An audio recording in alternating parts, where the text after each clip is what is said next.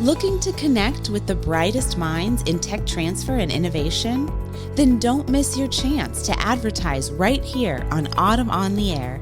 With a highly engaged audience of academic, government, and industry professionals, your message will be heard by the very people shaping the future of research commercialization. Whether you're launching a new product, building brand awareness, or recruiting top talent, the Autumn Podcast is where your message belongs. Contact info@autumn.net today to learn more.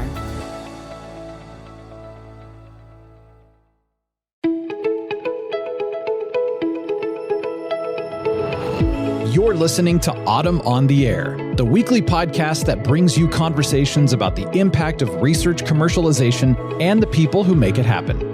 Join us for interviews with patent and licensing professionals, innovators, entrepreneurs, and tech transfer leaders on the issues and trends that matter most. Keep listening for an inside track on the people, IP policies, and politics changing our world. Welcome to Autumn on the Air. Today we're tackling one of the most critical yet underaddressed issues in our field, research misconduct and its devastating ripple effects throughout the entire innovation ecosystem. If you think research integrity is just an academic concern that doesn't affect technology transfer professionals, think again. What we're seeing today are cases where a single falsified image in a graduate dissertation can ultimately lead to hundreds of millions of dollars in losses, collapsed companies, and shattered trust in research enterprise. Our guest today witnessed these consequences firsthand and brings a unique dual perspective to this conversation. Michael Samardzija is a senior counsel at Womble Bond Dickinson, but his background spans both sides of the technology transfer equation. He holds a PhD in physiology and a master's degree in exercise physiology from Loma Linda University, along with a JD from the University of San Diego School of Law. Over his 23-year career, he served as Vice President of Research Affairs at Loma Linda University Health, where he established the N38 business incubator and held leadership roles at major law firms, including Dentons and Bracewell Giuliani. He's also served as Director of Intellectual Property at the University of Texas MD Anderson Cancer Center, giving him an insider's view of the challenges that technology transfer offices face daily. Michael recently presented a compelling analysis he calls Research Misconduct's Butterfly Effects, examining how seemingly isolated instances of scientific misconduct create cascading consequences across the entire innovation landscape. Today, we'll explore these interconnections and what they mean for technology transfer professionals. Welcome to the podcast, Michael. Well, thank you for the invitation, Lisa. Well, I'm really excited to have you here, Michael, because this is a topic we have not touched on before in the podcast, research misconduct. And I think it's a fascinating topic. And maybe the best place to kick the podcast off is for you to explain to the audience, what is research misconduct? Sure. So research misconduct is governed by laws that are promulgated by the administrative branch. And since I deal with mostly NIH, the Office of Research Integrity at the Department of Health and Human Services is responsible to oversee all research misconduct investigations. And usually it's one of the three deadly sins. Either it's fabrication, falsification, or plagiarism. And it needs to have been done either intentionally, knowingly, or recklessly, and it has to be proven by preponderance of the evidence. Now, honest errors and differences of opinion are excluded from that. But usually these are all associated with publications. But as we know in the tech transfer area, a lot of the publications become patent applications and patents and licenses. And that's where the problem can occur. Now, you gave a really fascinating presentation recently where you describe research misconduct's butterfly effects as small actions in research that can have massive downstream impacts for commercialization and innovation. Can you share an example illustrating this and why this is such a critical issue right now? Sure. The problem is when there is research misconduct of an underlying publication for which a patent application was filed, well, the inventors have an obligation to the patent office of actually being very honest.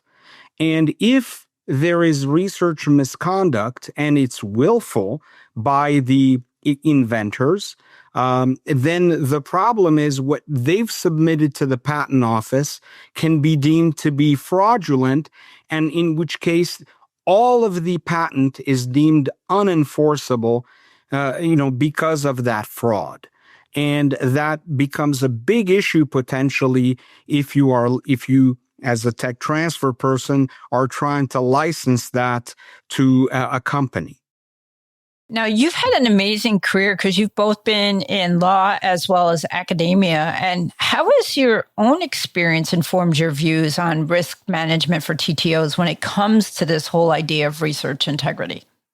Well, the reason I think tech transfer offices need to think about that, because the knee-jerk reaction to this, and really there is a huge increase in allegations of research misconduct.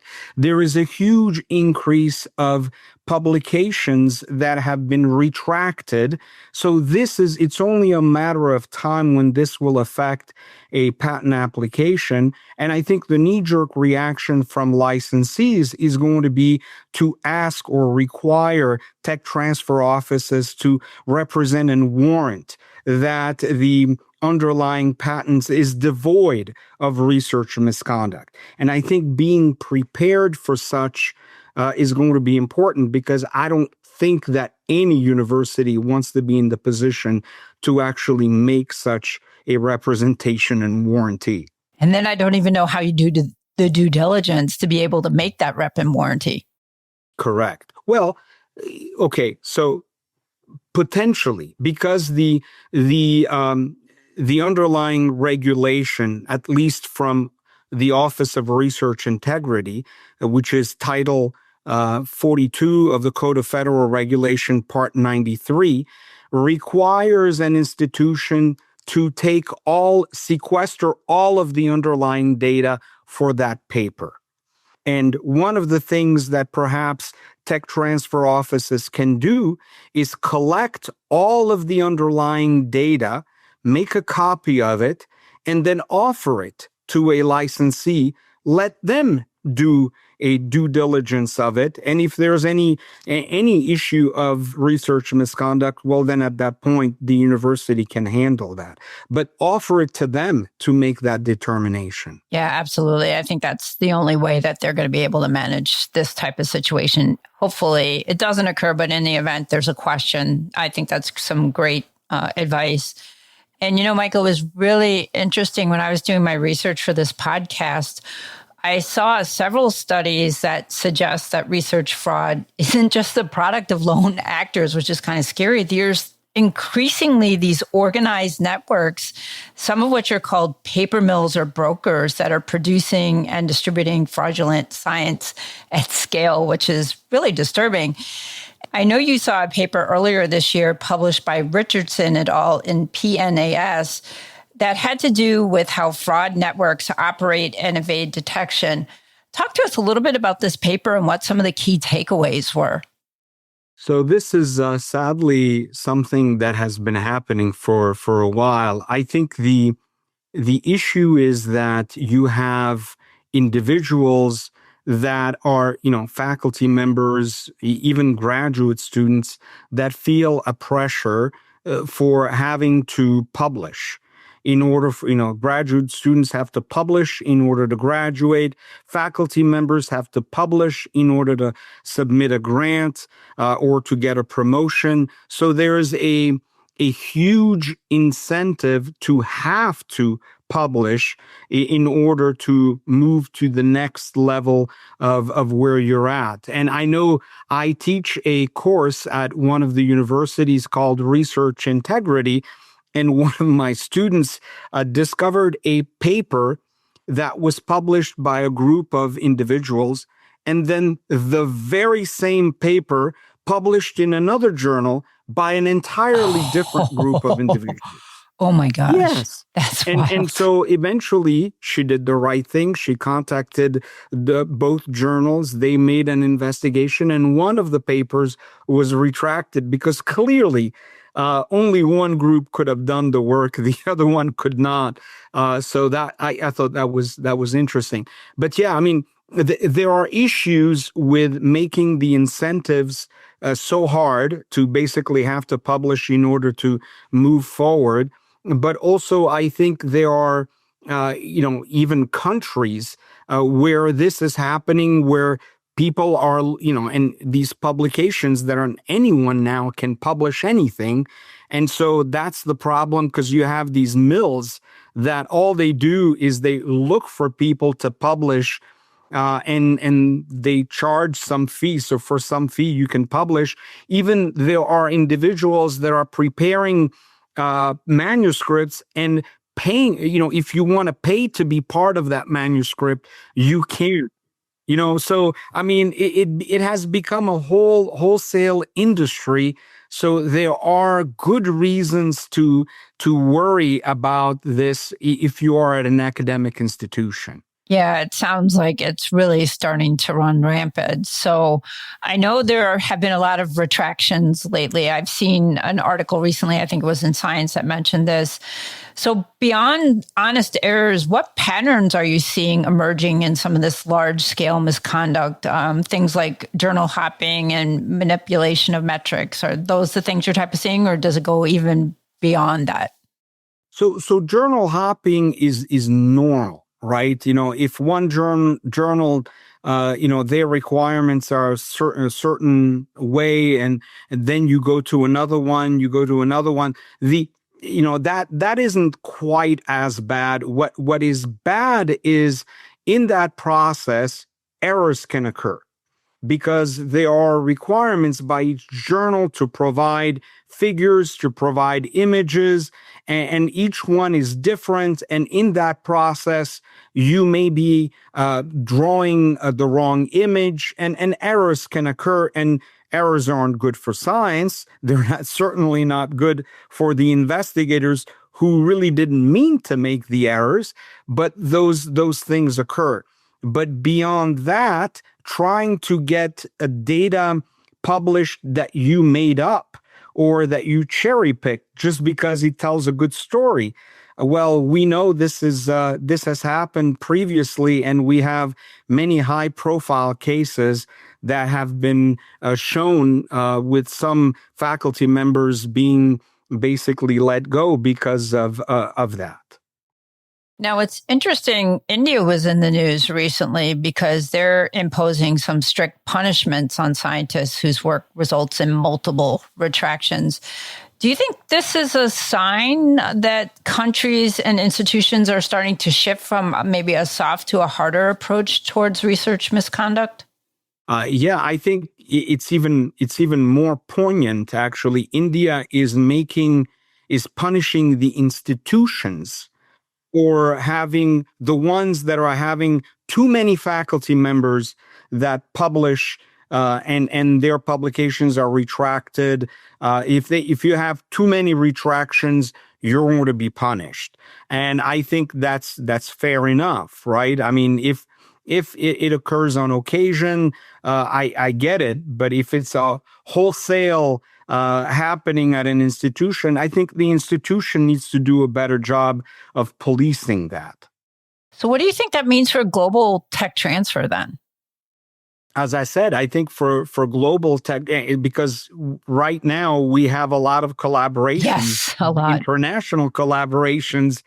And I think it's important to be mindful that with that, you have a lot of risks, because you are aware of your pressures and your circumstances, but you are not aware of what those are somewhere else. And the farther away they are, the higher potentially those risks are. So by collaborating, there is a lot of cachet, a lot of value in having these international collaborations, but at the same time, a lot of risks. Now, I want to turn to a real life example of some research misconduct and really how it led to some severe legal, financial, and reputational consequences. So I know Athira Pharma was in the news earlier this year for research misconduct. Walk us through that case, what the misconduct was and how that all unfolded. Sure. So it's interesting because up to that case, when I was telling these are some issues that can occur, and I was telling people of these profound issues that can occur, it was all from a theoretical level. And then all of a sudden this case occurred, and I'm like, aha, there you go. So I felt a little vindicated. So 2 faculty members at Washington State University discovered how a compound they called dihexa actually had some really positive results as far as reversing dementia. So they created a startup company that eventually they called M3 Biotechnology. And then they had a graduate student that worked on this molecule. And when she graduated, she joined M3 Biotechnology. And eventually she joined as the VP of research, but then within a few years, she became the CEO of the company. And during this process, they discovered that really dihexa by itself is not as good because you can't really deliver it that way. So they created a prodrug of dihexa, and they filed a patent on the prodrug. And the prodrug proved to be really, really fascinating in animal studies. And so they started to look at, getting money for conducting clinical trials. In the process, they also changed their name from M3 Biotechnologies to Athira Pharma. And the graduate student happened to be a really, really good, the former graduate student became a really, really good CEO. She raised a lot of funds initially from the state of Washington. Then she began to file grant applications to the National Institute of Aging and eventually received $15.2 million from the NIA to actually do a phase 1 clinical study. And then the FDA approved the IND for that, and they started this phase 1 study. The problem is during the early submission of a grant, one of the reviewers discovered some of the underlying publications on which the grant application relied on. He noticed that there was some issues with several images, and he mentioned that this could be a result of research misconduct. To his credit, he told the NIH, he told Athira, and he told Washington State University where those publications originated from. And most of those publications were the result of the 2 faculty members and the former graduate student while they were at Washington State University. And there were issues that if you looked at it, you would see splicing of some of the gels. It looked unnatural, as though somebody cut and pasted kind of different things on the image. And to their credit, the 2 faculty members informed their chair at Washington State University and the board chair at Athira. And the former graduate student even admitted to embellishing the images. She claimed that all of the data was untarnished. She just wanted to make the images a little better. And then nothing happened. It's like all crickets. And then they continued to raise a tremendous amount of money. They started a phase 2-3 clinical trial, closed $85 million in phase B financing, and then even did an IPO. Got about $186 million in the first IPO, followed by $22 million, followed by $90 million. So if you keep track, it's over $400 million that was raised by this former graduate student. Amazing CEO. My goodness, what an ability to raise money. As soon as the IPO occurred, the reviewer of that grant initially figured out, okay, well, no one's doing their job. He then filed a qui tam suit. So he filed a False Claims Act suit in court, and that allows whistleblowers, people who discovered these issues, to file to get money back for these issues. And it took the Department of Justice 5 extensions of time, because clearly they don't have PhDs on board, until they figured out, yeah, we're joining this. And there were 6 publications that were at issue, and all of them really issues that I was telling you about. And then eventually, when that occurred, when that was filed, at that point, the company issued a press release saying that the former graduate student was placed on temporary leave pending investigation. And on that day, the share fell, the price, the stock shares, the price fell nearly 40% of its original price. So it was a devastating hit for the company. Eventually, the False Claims Act suit was settled for a little over $4 million, and the whistleblower received 5% of that. 5% of that, yes. And then Athira also had to agree to cooperate fully with the department's investigation, not limiting to the former CEO, because clearly they saw it as if she had in fact conducted any fraud, they want to have the ability to go after her later on. But that wasn't the end of it. Shareholders filed a shareholder derivative. They always do afterwards. Derivative class action suit. That's right, exactly, because the prospectus that they received didn't have this in there. Do you understand? The prospectus they claimed didn't have this in there. I wonder why. The chair of the company knew about this. The 2 founders knew about this way long ago, and they didn't put this in the prospectus. That was kind of interesting. That's really rather humorous in a sad way when you think about it. So 4 out of the 6 publications were from the Journal of Pharmacology and Experimental Therapeutics. That journal issued notices of concern. And then, of course, they contacted the authors and Washington State University. Washington State University removed the former graduate student's dissertation from its archive and started an inquiry. Then that eventually became an investigation. And my understanding is that investigation has completed, but the former graduate student is now appealing that decision. So we'll find out what will happen. Ultimately, the former graduate student resigned her position. She received about $510,000 and was able to retain her stock options.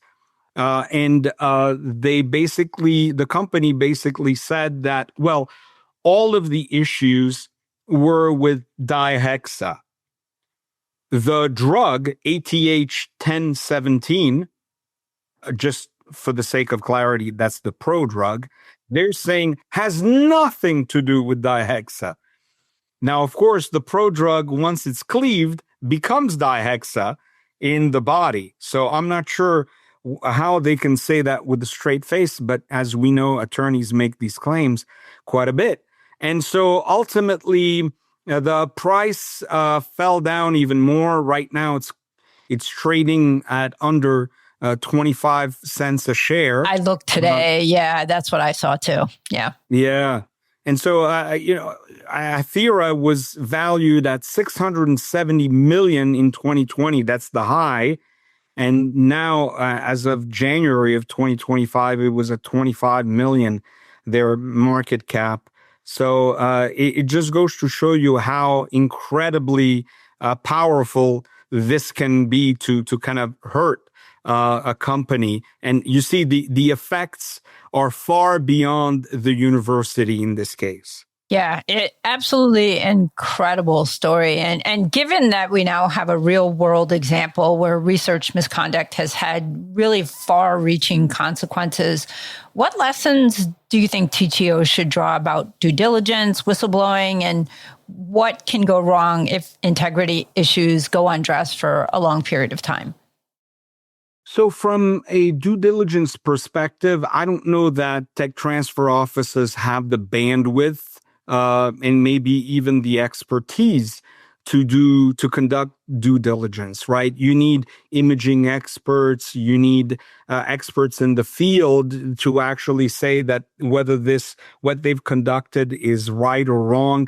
Did they cherry pick data or not? Did they wholesale make it up or not? Are any of the images altered or not? Or are they done to beautify? At some point, I think the scientific community needs to have better standards. That would be really good for all of us to understand what is acceptable to alter in an image and what is not acceptable.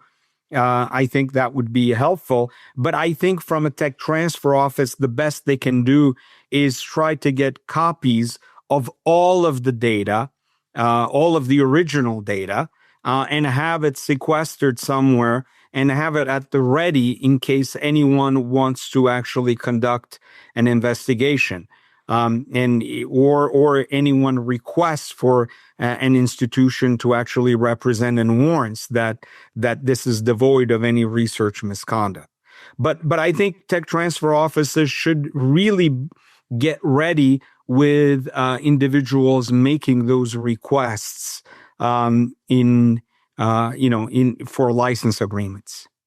Now, you mentioned about getting the data and having it available. Do you suggest they do that at the beginning when they get a disclosure, or if it's something that goes to a patent application? When do you think is the best time period for them to do that? And do they do it every case? Because I could see where that would add another administrative burden to people who are already overwhelmed.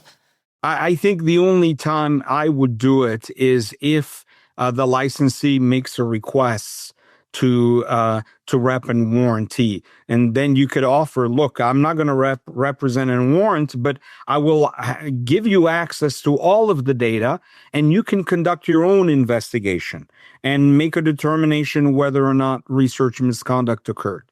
But I'm not going to represent and warrant that. We don't have the bandwidth or the money to pay for someone to do all of that. I think that's a fair pushback from any tech transfer office. Now, at the beginning, you mentioned patent litigation and unenforceability of a patent. Have you seen any efforts to challenge any IP based on integrity issues in underlying science, or are we still waiting for that case to come? Yeah, I think we're still waiting for that. I thought so, yeah. And I think that this can also be a tool in patent prosecution, right? So if a prior art, paper or published patent application is basically raised by the examiner against you, it may be worth your while to see if the underlying paper was actually retracted. And then you can bring that up to the examiner that no one would rely on a retracted paper. And you have a good reason. Now, likewise, in any patent litigation, this can be a tool also for any prior art that is raised against you, but understand it can also be a tool against the patent that you are asserting or your licensee is asserting. Yeah, definitely a double-edged sword there. You need to be careful and do your own due diligence before you start to yield that sword. That's right. So, Michael, are there some practical steps you think TTOs should adopt to reduce exposure from disclosure forms to licensing agreements to collaborations with research integrity officers, things like that? Well, I think that especially if you are dealing with technology that is co-invented between institutions, you have to understand that the best you can do is provide data that your institution has. Any data that's conducted or collected elsewhere, it's hard for you to do anything with that. The other thing I think that it's hard because if there are findings of research misconduct, it's going to affect your campus, it's going to affect what you do. So if you take the lead, I think also including in interinstitutional agreements, that the other side is going to collect all of the data and give you copies because they can't give you the originals, but give you copies of all of the underlying data if you request it at no cost to you. I think that would be a good way to help protect you, because at the very least, you have that to provide to a potential licensee as well. Do you have any thoughts, given the increase in research misconduct that we're seeing, particularly all these retractions, that we need some type of new framework for accountability and oversight? And if so, who do you think should lead those changes? So that's an age-old debate, because right now, the Office of Research Integrity at the Department of Health and Human Services really empowers the institutions to conduct the research misconduct investigations. There are discussions that perhaps that should be done by a different body altogether, that the institution should be removed from that calculus. But I'm not sure how to do that really effectively if that is the case. So that is going to be a difficult part. Although perhaps with the decrease in funding, there's going to be less of that, since I don't know that there's going to be an increase in publications because there's going to be decrease in funding. So I'm not sure how that will affect things in the future. Yeah, I mean, exactly. Does decreases in funding then lead to increases in misconduct because everybody's trying, there's a smaller pot of money to go forward, that people are going to be more motivated to commit misconduct? I don't know. It's going to be fascinating to see. And more desperate. Yeah, definitely more desperate right now. So, Michael, for TTO directors and their staff who might be listening today, do you have some go-to recommendations to help their institutions prevent, detect, and respond to research misconduct risk that's maybe realistic and efficient? Well, I think that, you need to work, really closely with your research integrity offices so that you are at least aware of any research misconduct issues or findings. The investigations need to be kept in confidence. So you will not be informed if there is allegation, if there are inquiries, if there are investigations. You won't be informed of that because the law and the policies require for that to occur in confidence. But once that comes out, any findings do come out, and there's determinations, you need to be ready at the very, you need to be ready very quickly to inform the potential licensee, and then, you need to deal with the after effects. So having a playbook so that you know what your responses should be, how are you going to respond? I think those are really, really important. Be also prepared that potential licensees will tell you that, hey, at the very least, the money that you are supposed to share with the inventors should be placed in a trust fund. And only only provided to them at the termination of the license, because there is an unjust enrichment, especially if they're found to have committed fraud. So that may be another way that potential licensees will ask for you just to mitigate their losses in the event of fraud. You also have some fraud language in license agreement that you may want to review very carefully, because that section may be used to actually not only terminate the agreement, but then seek damages. So keep in mind that fraud language in your license agreement needs to be really carefully reviewed in light of these increases in research misconduct that are occurring. Michael, this has been a really fascinating conversation. Before I let you go, I wanted to ask you if you have any final thoughts on how TTO professionals, particularly those who may be new to the field, can help navigate and fix this problem, if there is even a fix, and maybe avoid contributing to it unknowingly. Well, I don't know that they can, they wouldn't be involved with the data capture. They wouldn't be involved with the publication or the analysis. So I don't know that they would contribute to that. But if there are even a suspicion of data that is falsified or fabricated or plagiarized, contact your research integrity office right away. It is better for the university to self-report issues rather than have that provided by a third party. This way, the institution does the right thing, and that helps the institution's reputation a lot more than if a third party were to bring that up. Well, Michael, thank you so much for sharing all your expertise today. This has been a fascinating conversation on research misconduct. I'm sure listeners are going to have questions for you. Where can they reach you? Well, I work at a law firm called Womble Bond Dickinson, and I work out of the Irvine office. So if they go on the website, they will be able to see me there, and I'll be glad to talk to them. Well, thank you so much again, Michael. It's been great to talk to you. Thank you, Lisa. Thank you, Michael, for taking time to share your expertise and insights with us today.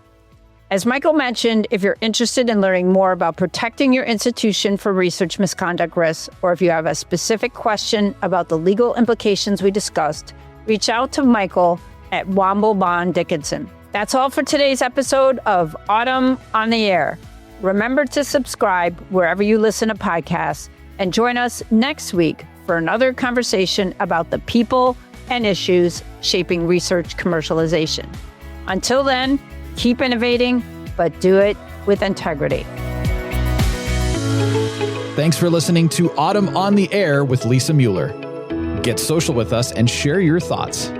You can tweet us at AUTM or visit us online at autm.net. We'll be back next week on the air. Be sure to join us.